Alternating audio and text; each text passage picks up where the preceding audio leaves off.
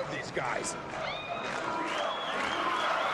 Hello, everyone, and welcome to the Secondhand Lions podcast. I'm Bill Radford. I'm here with my longtime friend, John Drennan. We're longtime Lions fans, and if you would like, you can check out our website at theshlpodcast.com, theshlpodcast.com. Leave us a comment, rate us, let us know what you think, and we're going to dive right in talking about the Lions lost to the Green Bay Packers. As you and I talked during the game and after the game, John, it was not what I expected. Yeah, it's not what we expected. And for those listening, stay here with us, stay positive. But I know, Bill, I remember you saying you think either Lions will win, they could lose, but there's a chance we have a big win. And, you and I had talked, it was unlikely it would be a decisive big Green Bay win. Well, it was pretty decisive, and I kind of made a guarantee the Lions were going to win. Bill, I really thought the Lions would win for three primary reasons. I felt they had a better offensive roster, a better defensive roster, and a better special teams roster, and we're better in all three phases. But there is more to it than that. And so, yeah, let's dig in.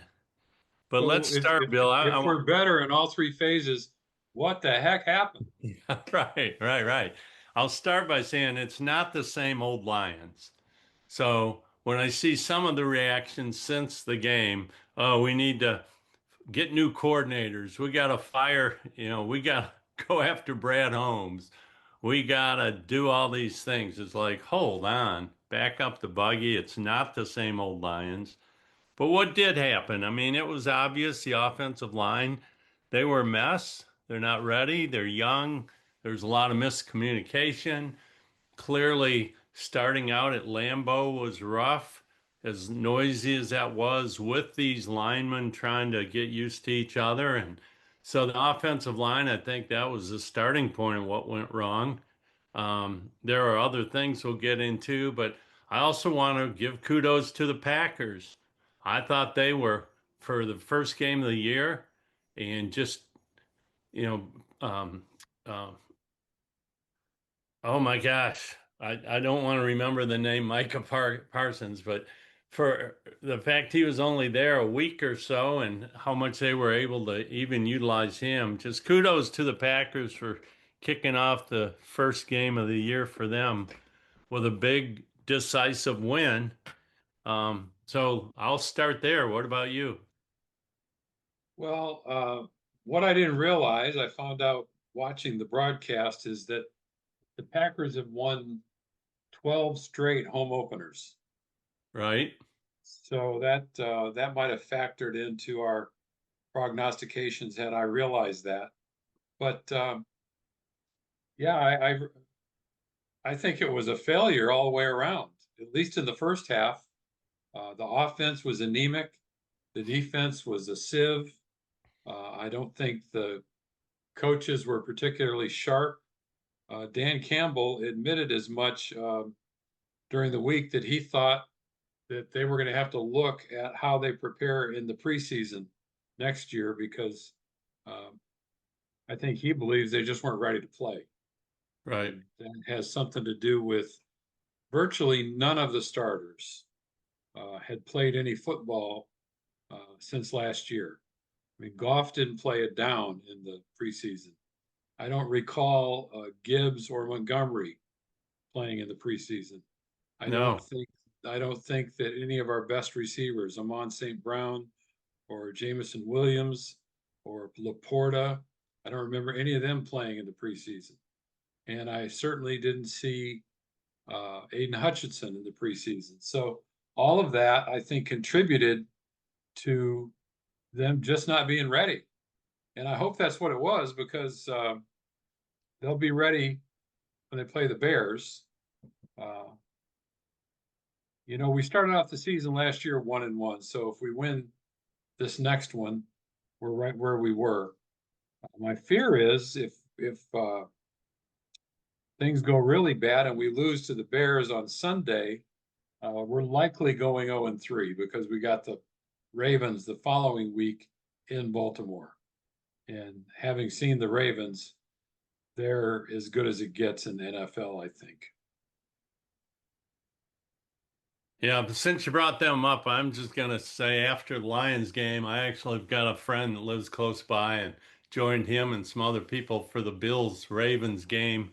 And when the Ravens were up 15 there in the fourth quarter, I thought this is over for the Bills, and my Bills fans are going to be all disappointed. And but what a comeback! Kudos to the Bills, and those two teams outscored all other teams. The highest scoring team up till that game was the 34 points that Pittsburgh had scored, and very few teams hit 30, but the Bills and Ravens surpassed that. But anyhow, we're here to talk about the Lions. So, you mentioned Dan Campbell, his admissions, and um, what I love about Campbell, he says it the way it is. He says it the way he sees it. He says it. Uh, we all saw it. It was an ugly game. There's, as he always says, a lot to clean up. There's so much to clean up. But Bill, your point of none of the starters playing in the preseason, where I really think that hurt was the offensive line. But again, Yes.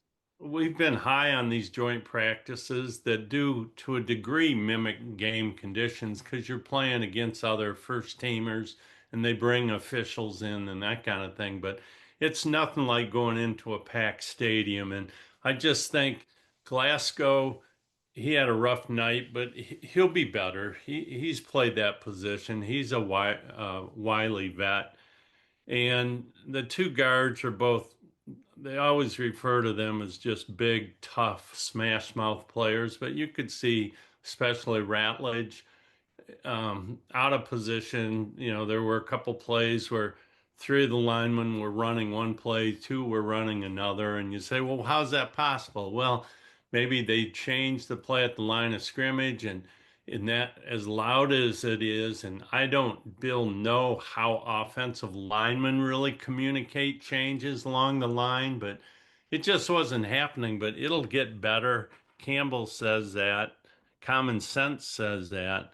What we're concerned about is will it be better by this Sunday against the Bears? Yeah, that's the issue because, well, it has to be.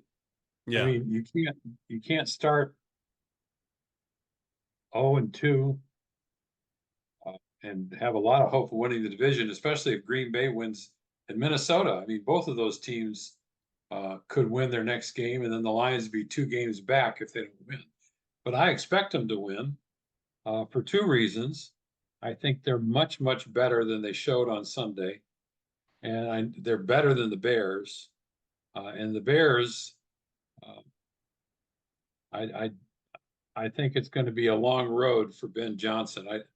I'm not convinced that their quarterback is going to pan out. Caleb, uh, Caleb Williams, yeah. yeah, he looked fine in the first half. I heard one commentator say that they think what really threw him off is he scrambled for that touchdown, and then after that he just fell in love with ad libbing, Huh. and so that's his propensity is to ad lib. And I said before the season started that I thought J.J. McCarthy would be better than him. And well, for 3 quarters, I looked like an idiot. But but the fourth quarter, McCarthy really played well. Did you hear what he said in the huddle Yeah, after yeah, I the did, Bill. after after the interception return for touchdown? Got in the huddle with his team, and he said, where would you rather be in the whole world?" And that loosened everybody up, and that made them think that, well, he's not giving up. We're not giving up either. And Minnesota's better than the Bears, so it just took them the whole game to show it.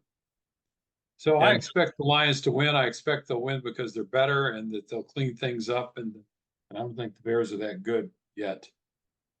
yeah, you said a lot there. I mean, for the last 2 years, you've talked about how you don't think Caleb Williams is that good and maybe won't pan out. And I've always understood where you're coming from. I've also thought he will pan out when he gets the right coach. He's so athletic and skilled.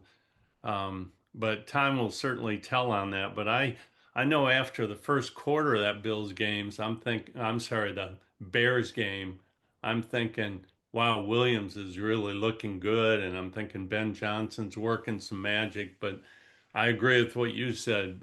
By the end of the game, evaluation of Williams is he's got a long way to go, as do the Bears.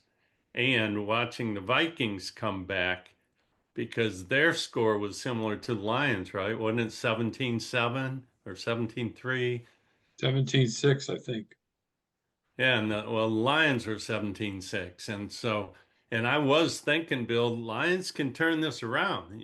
They just got to start that process, and they never really did. Yeah. But and back to the Lions, Bill, there were some silver linings in that game. I thought the run defense was pretty good, and it actually ended up being 11th out of all 32 teams, so in the top half. But I thought that was pretty good. But it was obvious we weren't getting pressure on Love.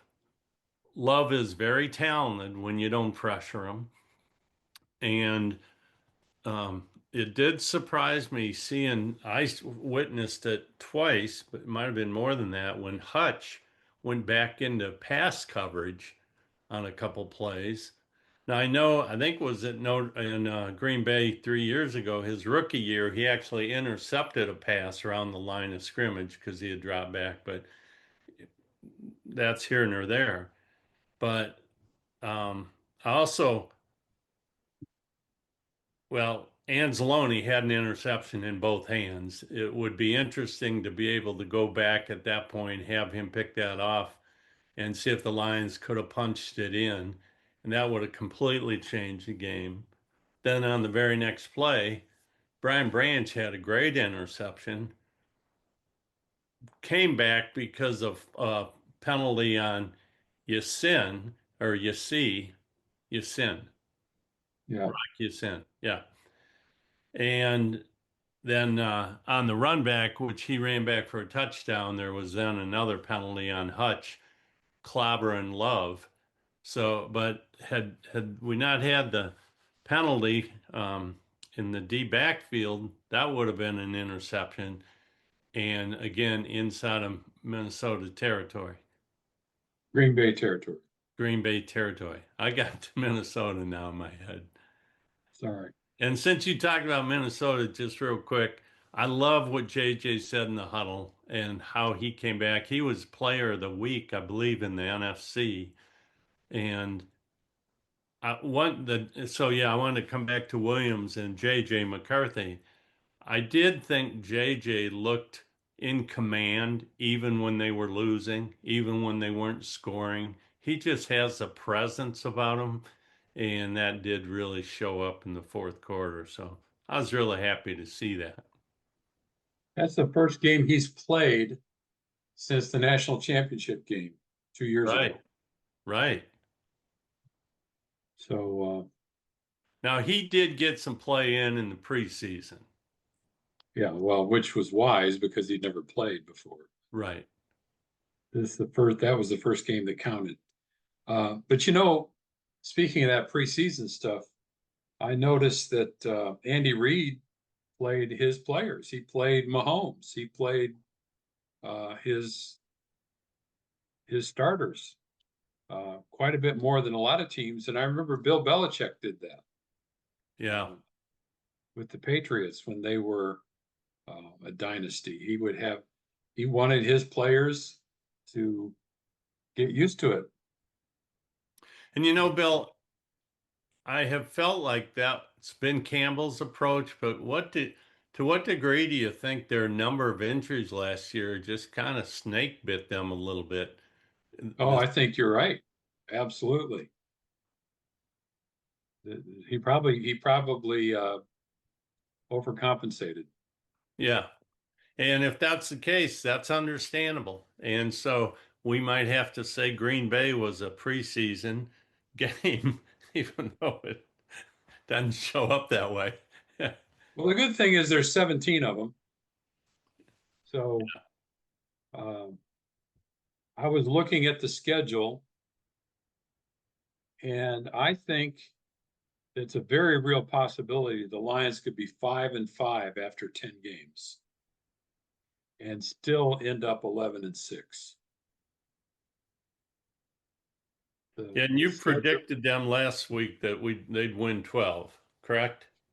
right? But I was sure that Green Bay was going to be the first one. Well, and sometimes you and I tend to be an optimist and you tend to be a realist or pessimist or whatever you want to call it.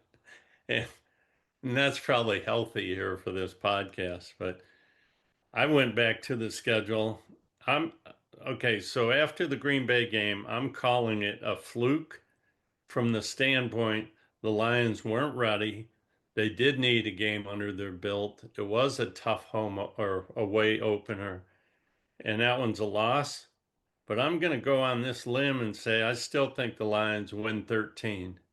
And the way I broke that down was they win uh, three of the first four, three of the next four, three of the next four, three of the next four. And they got a gauntlet coming up. I'm not naive to these away games they have coming up. And you mentioned the Ravens, got to get by the Bears first. The Ravens, that'll be a load. Um, but I also, I think they beat the Bears, and that'll be another game of experience. And they are a good away football team. And they still have a super talented roster in spite of losing to the Packers. Yeah, well, just looking at the schedule, John, it's after the Bears, it's Ravens, Browns, Bengals, at the Chiefs, Buccaneers at home. Buccaneers are a good team. Vikings at home, then away to the Commanders, away to the Eagles, Giants at home, and then it starts getting a little easier. I'm the Packers at home, Cowboys, away to the Rams, Steelers at home, then Vikings away. We end with three of the last four on the road: the Rams, Vikings, and Bears. So Well, the that number January game in Chicago could be cold. The number of non-conference game or non-NFC North games they play away, it's amazing. I mean, the tough games at Ravens, at Bengals, at Chiefs, at Rams, at Eagles. I mean, the Right. list goes on. But, if you're Super Bowl level, you win those games. Don't win them all, but maybe all but two. But we'll see. You and I are on this journey with the Lions to go to the Super Bowl, and um, I don't think game one hurt their chances. Well, yeah, okay, but it didn't help. Well, then we'll call it neutral. Didn't hurt, Okay. didn't help. But I do want to get into some of the good things. First of all, Well, um, let me just say one thing. The score at halftime, if I'm remembering right, was it 17-6? yes, and the Lions got the ball first. And I thought, they're going to come out and win in the second half. I thought they're going to win the game in the second half. They'll come out, probably go down the field and score. Then they'll be, if they go for two, which they probably wouldn't at that point, they'd be 4 points behind. Defense start playing. I really thought that they would come back and win. So did I. So, So we were 0 for 2 on that. yes, we were. But here are some things to think about. Um, and again, knock on wood, they don't have a significant injury. I mean, right now, if they lost Goff or Sewell or Hutch, or for that matter, I think Graham Glasgow, it'd be a different conversation. But they have a lot of talent on the offensive line, even though it didn't show last week. And they have maybe the best line coach in the National Football League, Hank Fraley. What's They're what's the status of Terry and Arnold? You heard? full practice yesterday. Okay. Now, there was apparently Decker missed practice. And that might have just been because he's 33 and they're trying to, give him a break. He did have a nagging shoulder injury, I heard, and then one other person. Um, 33. 33. That sounds old to them. Wouldn't you love to be 33? yeah, yeah, yeah, I hear you. When I was 33, I could do some things 3 times a day that I can't do once a month now. 33. Old man in the NFL, but then you got Aaron Rodgers, what, 41? Again, I don't want to go down that road, but he did play well, and the Pittsburgh had a good win. But I want to go Well, back. that's the thing. That's the other thing that I have a good friend that, you know, he you call me a realist, he's a pessimist. He's a full-fledged curmudgeon.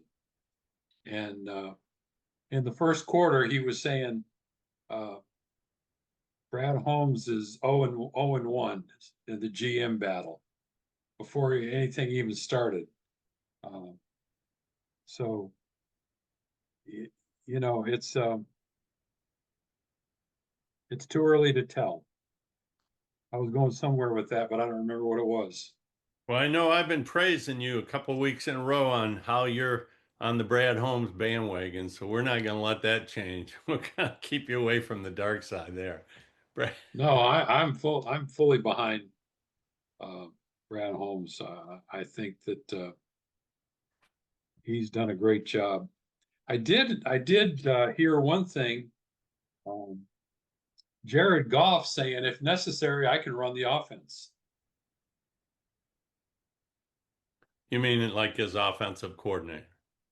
Like as call the plays at the line. Oh, yeah, yeah, yeah. Yeah, I believe he could. Because something something wasn't right for those guys as good as they are. I mean, Amon St. Brown and Jamison Williams are outstanding wide receivers, and they couldn't get them open deep, or they just didn't try to. Uh, it Or was it was pressure on Goff, Bill. That's what it was. well, that's what I was going to say. I watched um, some of that Jets Pittsburgh replay. The Jets were all over Rodgers, and he still threw 4 touchdown passes. So, I think Goff's good enough that he can make plays under pressure. The other thing that the Steelers did is on the snap they just rolled him out. They rolled Rodgers out and relieved pressure that way. We didn't do that once. Right. Well, Dude, Rodgers has always been more mobile. Maybe that's a limiting factor with Goff, but good quarterbacks can make plays under pressure, and it just wasn't happening. I agree with everything you said there, and it's kind of a known thing that Goff is very maybe as good as there is when he's got good protection, but not so good when he doesn't. However, I will give him this.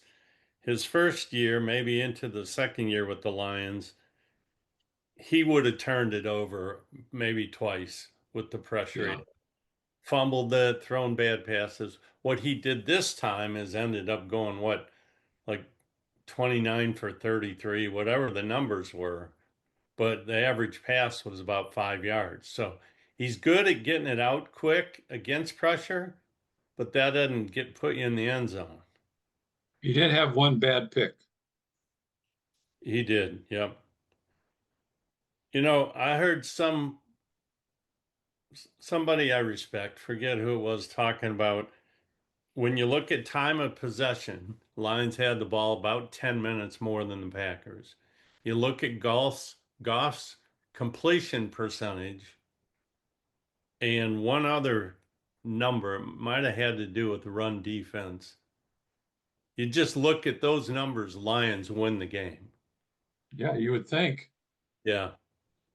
So I'm just pointing out some of the things that, I mean, again, there were some silver linings, time of possession. Now I get they were as ding and dumb or dong, whatever they call those dump off passes. Um, so other than Sam Laporta catching a few downfield, that was non-existent. But I got to ask you, what do you think of Tesla's catch? And you Oh, think that we was see more of fabulous. I him? was going to mention that. Well, and that's just the thing is that we have receivers that are good enough that you can throw up a pass that's contested. Right. And that I don't recall them doing that except that time. And by then the game's over. Right. And I remember that because both times in the red zone, I remember thinking, put Tesla in and throw a jump ball. Yeah. And they didn't do it. And then that catch he made, I think we're going to see some Tesla in fourth down and red zone here against the Bills or Bears. Well, what I didn't get, that's another thing that frustrates. It's a good thing we didn't do this on Monday because I was completely grumpified on Monday. No, we knew better. Yeah. But they didn't throw it in the end zone any of those times they were down there and kicked field goals. Right. I mean, they're kicking 30-yard field goals, which means they're inside the 15-yard line. And they didn't try to throw it in the end zone once.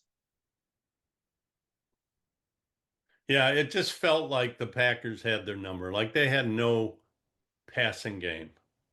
And 5 yards to Gibbs wasn't going to do it. And, I love Gibbs, absolutely love him. I thought he was used too much. I'm Well, hoping, yeah, he wasn't. Last year they were gashing holes for him. yeah. And it shows a lot the importance of a really in sync offensive line because last year it's like, oh my God, you know, 5 to 10 yards a run, it seemed like for him and Williams. Speaking of Williams, not Williams, I'm sorry, Montgomery. Montgomery Sunday playing against his old team, the Bears, and he's such a powerful runner. I hope they open up, uh, giving him a lot of opportunities and get some throws up the field um, that we just didn't see against the Packers. And Bill, you saw Jamarco Jones, um, injured reserve he's out for the year. Yeah, I So saw that. did you see they picked up a tackle from the Bengals? Devin Cochran, been in the league a few years, most recently with the Bengals, or 3 years with the Bengals. 6'7", 315, I think, 320. Um, don't know if That's a he'll be big ready boy. to go, but Well, John, we say every week we're fans, and like most fans, I know my team and I know the skill players on other teams. I don't know their linemen for anything. right, So, defensive linemen, some of them that are like I knew who the good pass rushers are. right. I knew them, but yeah, I couldn't tell you the offensive linemen on the other teams. Well, you said, we're fans. And a part of me that's cynical about experts. I mean, there are definitely experts out there who I appreciate. And then there's the ones that just want to get clicks or whatever on what they're saying. But for how wrong we got it, I'm kind of feeling like, well, maybe we're experts. Oh, that reminds me of one thing that just frosted me all week long was the hype train for what's his name? For who? The I don't even want to say his name, though, the lineman, the new lineman for the Packers. Oh, Parsons, Yeah, Micah Michael Parsons. Parsons. Yeah, they got on his I mean, he didn't play at the end of last year, and then he got traded to the Packers, and that's all they could talk about all week long. And it felt like didn't matter what he did in the game, they were talking about Micah Parsons. And so at the end of the day, he had 3 pressures and a sack, and that sack was of no consequence because there was 4 minutes to go and the game was over.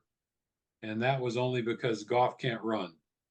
He was running to I think he Right, caught him about a yard before he got to the line of scrimmage. right. But they were talking about how his 3 pressures wreaked havoc. But then I was reading a Lions blog, and they said Hutchinson only had 3 pressures, which is not enough for your best defensive player. So basically, they had the exact same stat line. The Lions' assessment was that wasn't enough. And the broadcasting assessment for Micah Parsons was he was wreaking havoc, which was not true.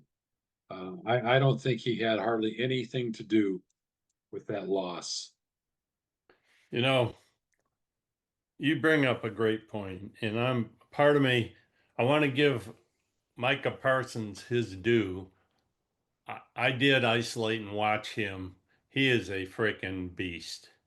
And part of it against the best tackle in football, I believe, is Penei Sewell. And Sewell won some of those battles, and Micah won a couple of them. But he gives Sewell more than any pass rusher I think I've ever seen. And he was disruptive. What I think is missed, and to your point, the whole Green Bay defense was so impressive. And Right. so you throw Parsons in, and it just added to the party. Well, that Gary is the guy that really had a great game for the Yeah, Packers, former Michigan Wolverine. But which is what my friend was complaining about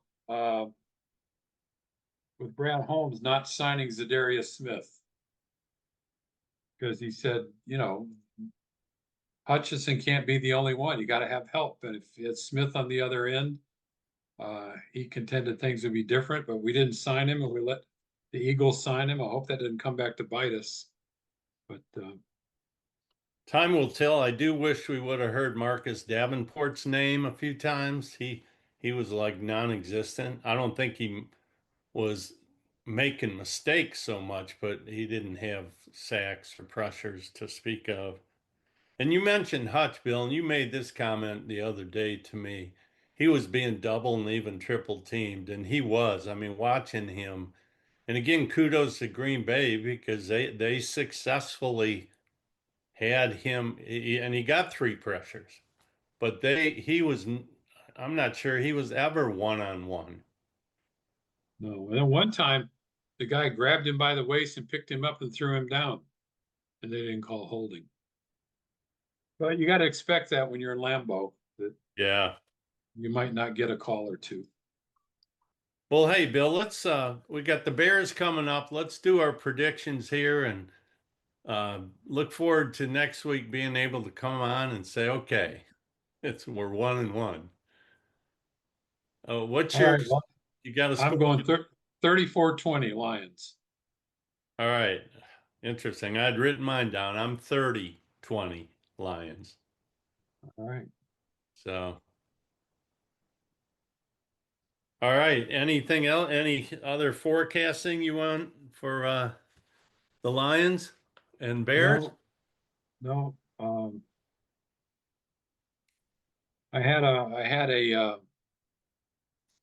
we got screwed in the same old Lions related to the Bears, but we can save that for the next time we play them, I guess.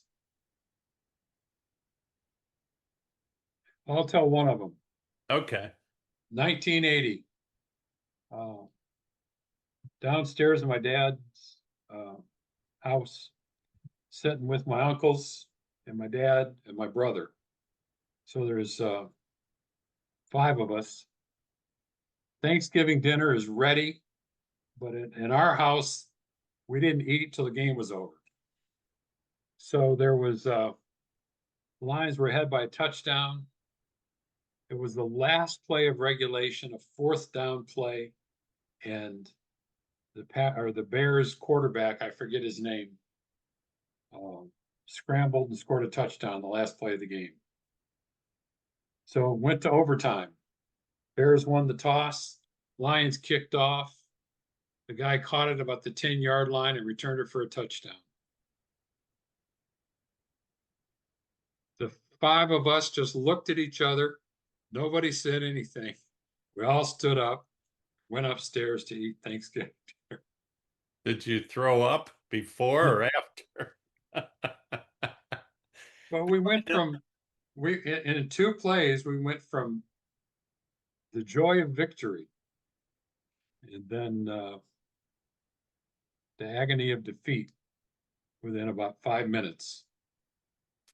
Well, Bill, I know I watched that game because there's not been a Thanksgiving game I haven't watched. I love doing this with you because I do not remember that. To me, it's just this whole mountain of it happened again, but I don't remember those details. So, and like you guys, we didn't eat dinner until that game was over. So, Yeah, well, I've sometimes got I wish I didn't remember them. a Lions Bears, but we're going to save it because, again, I don't remember the specifics, but this one thing I'll share another time, maybe next week. I'm excited they're going to be in Ford Field. I think it's going to be good for the team. It's going to be hard for the Bears. It's going to be better for the offensive line and their communication. So I'm very excited. We got the first home opener. So, hey, with that, looking forward to jumping on here next week and doing our next episode. And for those listening, go Lions, stay on this journey with us to a Lions Super Bowl. And check out the website, the shlpodcast.com. That's the Secondhand Lions podcast, the shlpodcast.com. Leave us your comments, give us a rating, and tell your friends about us. All right, Bill, it's been fun. Till next time.